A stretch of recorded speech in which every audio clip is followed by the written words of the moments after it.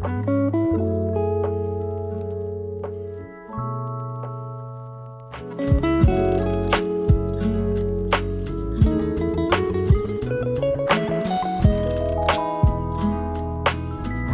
vlog, happy Hi. Saturday. Hi. Hi, good morning.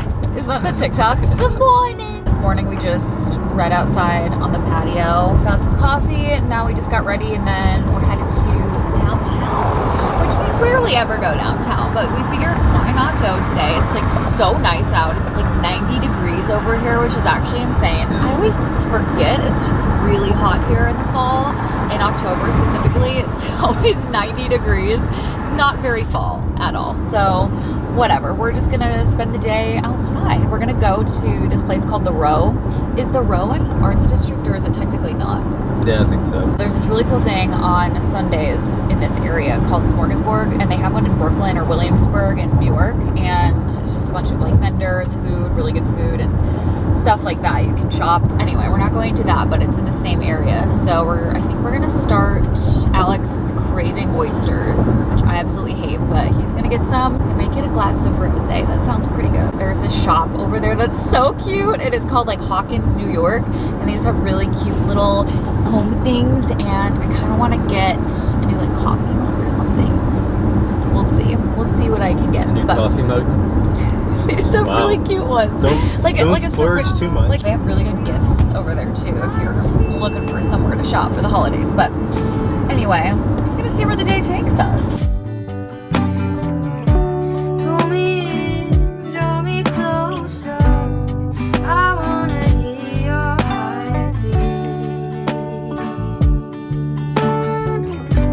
The oyster place has a 25-minute wait, so I'm gonna do a little shopping.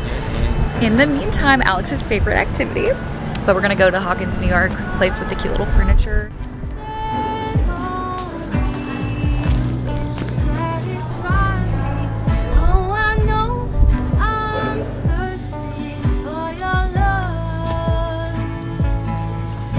These are so soft. This fit though. So many cute things. I'm thinking we go back potentially once we get our bed and we can like figure out what our bed situation is gonna look like before we get pillows. Cheers. This is a dark rosé. I guess it said it was a Pinot Noir. This looks so crisp.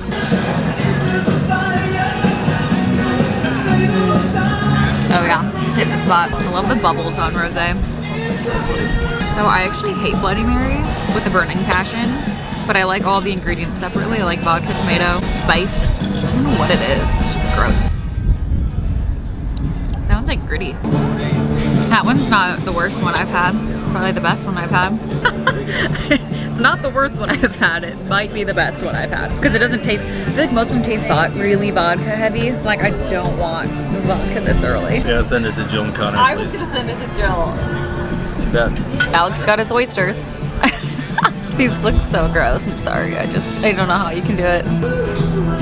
You're squirting all over me. That's what she said. Which one are you gonna eat first?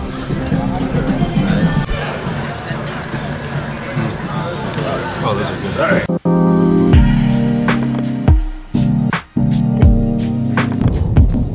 Hello, brightness, my old friend. We just finished up and now we are going to a little brewery, which I haven't been to in a long time.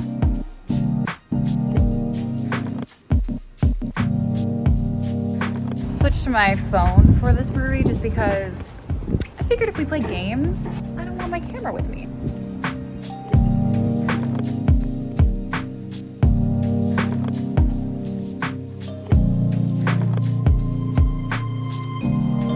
I got a Collins, which I've never actually had before, but it's good. Yeah, honestly, it's the same ingredients as a French 75.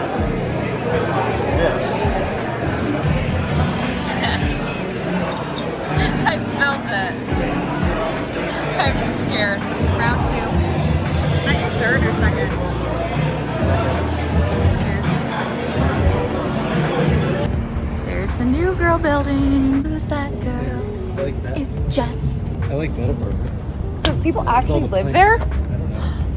Imagine living at the new girl building. It'd be so fun. I wonder if it looks like the I apartments doubt that it they looks have. the exact same, but I bet it would still look cool in there because it's still There's so much. That was such a big apartment. Yeah, there's so much like window space. Does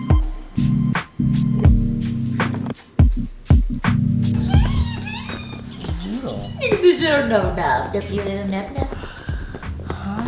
nub? Immediately in my sweats. I mean, what else would I be in on a Saturday night? What time is it? Just a little after 8. Not bad.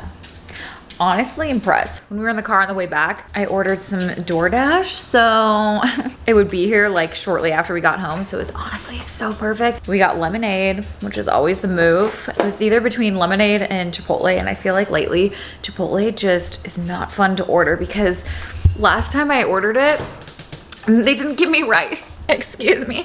It was a burrito bowl, like a veggie burrito bowl, and there was no rice, no beans. It was literally just fajita veg with some lettuce. And was that it? It was a sad excuse for a burrito bowl, I'll just say that.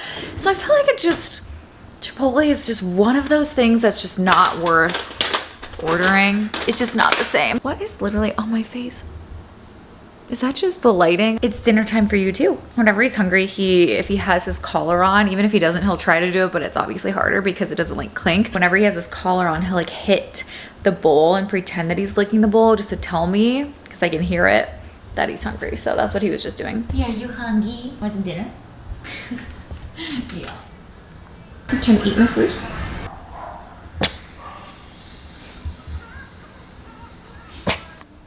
I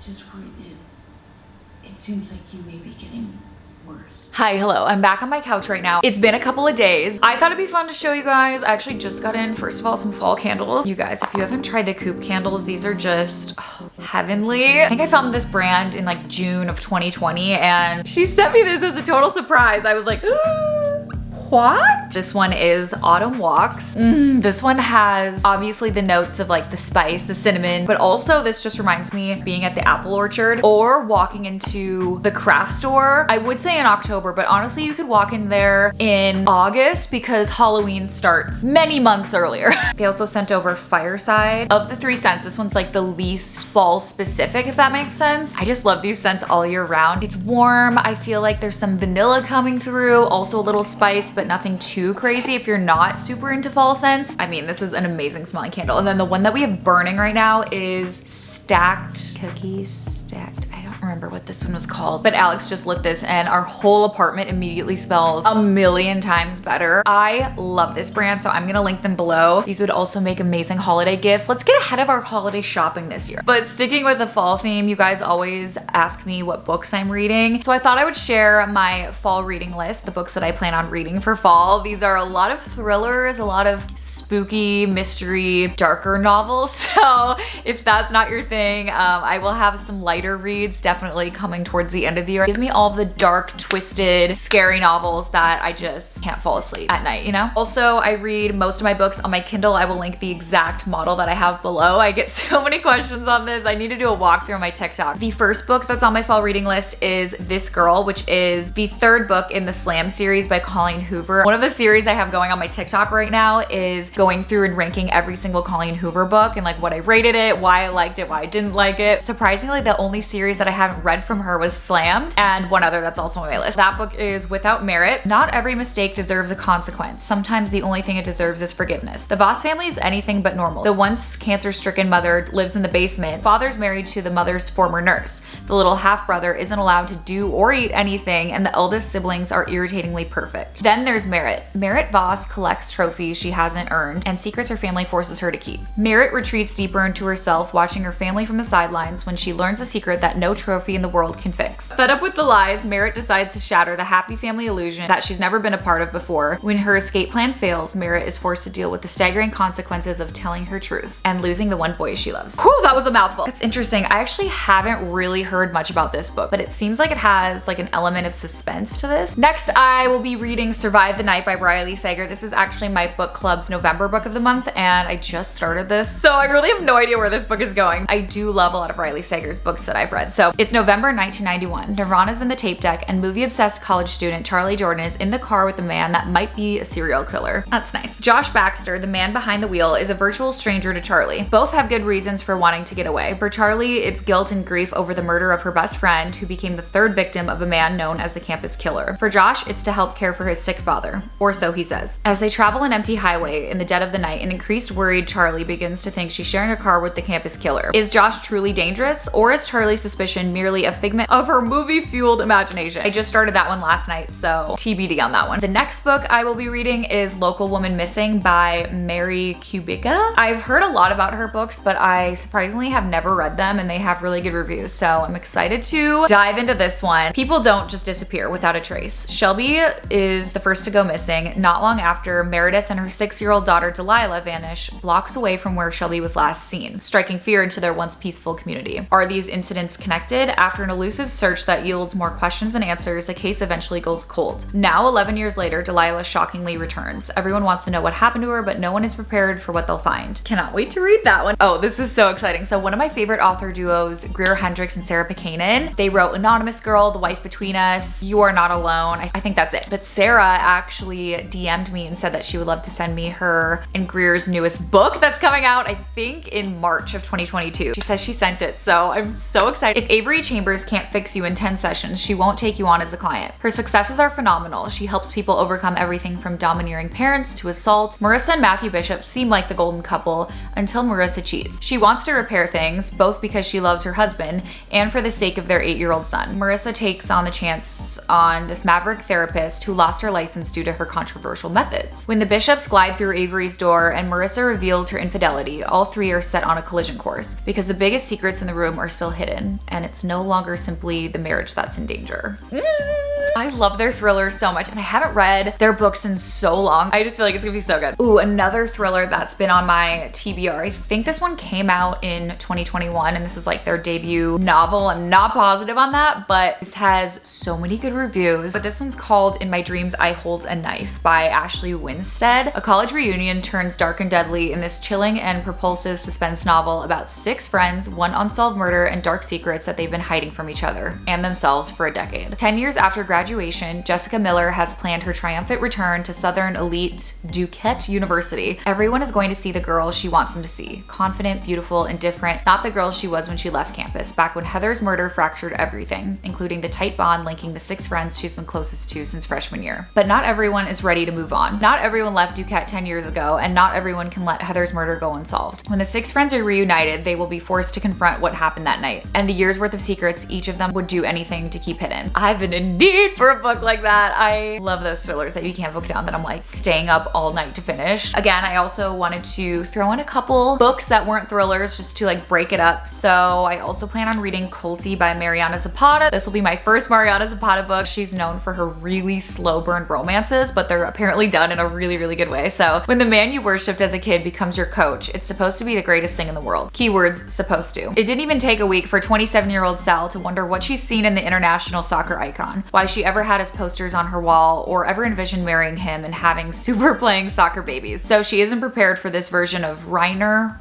Culty, who shows up to her team season, a quiet, reclusive shadow of the explosive, passionate man he'd once been. I'm normally not into books that are set around like sports by any means, because I freaking do not care about sports at all, but I've heard so many good things. Sounds like an enemies to lovers, which I'm a big fan of. Another thriller I've heard so many good things about is Final Girls, also by Riley Sager. 10 years ago, college student Quincy Carpenter went on a vacation with 5 friends and came back alone, the only survivor of a horror movie scale massacre. In an instant, she became a member of a club no one wants to belong to, a group of similar survivors known in the press as the Final Girls, despite the media's attempts they've never met. That is, until Lisa, the first Final Girl, is found dead in her bathtub, and Sam, the second, appears on Quincy's doorstep. And when new details about Lisa's death come to light, Quincy's life becomes a race against time, and she tries to unravel Sam's truths from her lies, and most crucially, remember what really happened at Pine Cottage before what was started 10 10 years ago is finished. One of the girls in my book club said this was one of her favorite thrillers and like Riley Sager books. And the last thriller I plan on reading is The Girl from Widow Hills by Miranda. This is another really popular author, I think, with like the suspense novels. Everyone knows the story of The Girl from Widow Hills. Arden Maynor was just a child when she was swept away from sleepwalking during a terrifying rainstorm and went missing for days. Strangers and friends and rescue workers set up search parties and held vigils, praying for her safe return. Against all odds, she was found, alive, clinging to a storm drain. The Girl from Widow Hills was a living miracle. Arden's mother wrote a book, fame followed, fans and fans letters, creeps, stalkers, it all became too much. As soon as she was old enough, Arden changed her name and disappeared from the public eye. She's managed to stay off the radar for the last few years, but with the 20th anniversary of her rescue approaching, the media will inevitably renew its interest in Arden. Soon, Olivia feels like she's being watched and begins sleepwalking again, until late one night she jolts awake in her yard. At her feet is the corpse of a man she knows from her previous life as Arden Maynor. And now The Girl from Widow Hills is about to become the center of the story once again. Yeah, those are all the books I plan on reading. Sometimes I throw in random ones if I'm feeling like I need a break from thrillers, but as of right now, that's the plan. So I will link all of these books on my fall reading list down below if you're interested in checking any of them out. Let me know if you've also read any of them. I feel like I just haven't read a thriller in a long time. I actually just read The Push. People said it was similar to Verity, and it was absolutely not. They market it as a thriller, it's not a thriller. But I am going to end this vlog here. I think the next vlog you see, I might be in Wisconsin or Minnesota. So excited, I haven't been back home in like so long. But yeah, that's it for me, and I hope you guys enjoy, and I will see you in my next vlog. Bye!